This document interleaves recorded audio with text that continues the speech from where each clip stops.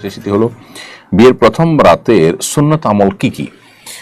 অনেক বর বউ বাসর ঘরে 2 রাকাত নামাজ আদায় করেন, বউ বরকে দুধ খাওয়ান, এরকম নানা প্রচলন আছে। কোরআন সুন্নাহ মোতাবেক আমল কি? আমি শীঘ্রই বিয়ে করতে যাচ্ছি, আমার জন্য কল্যাণে দোয়া করবেন।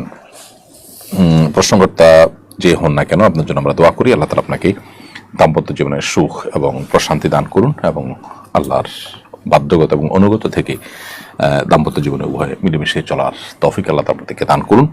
আর আপনার প্রশ্ন উত্তর হলো যে জি, সুগন্ধি ব্যবহার করবেন, এটা উত্তম সন্দেহাতীতভাবে, বিশেষ করে স্বামী স্ত্রীর প্রথম সাক্ষাতে একে অন্যের প্রতি ভালোবাসা এবং আকর্ষণ এটা যেন তৈরি হয়, সেজন্য সুগন্ধি ব্যবহার করা ভালো।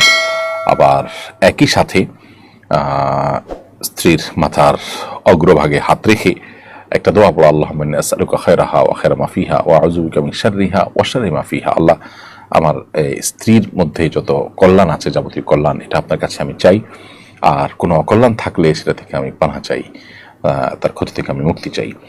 এরকম দোয়া পাঠ করা মুস্তাহাব, হাদিসটি রয়েছে। এর বাইরেও স্বামী স্ত্রী উভয়ে দাঁড়িয়ে 2 রাকাত নফল নামাজ আদায় করা বাসর রাতে, সেটাও মুস্তাহাব। অনেক উলামা ইকরাম সেটি করতে আমাদেরকে পরামর্শ দিয়েছেন বিভিন্ন বর্ণনার আলোকে।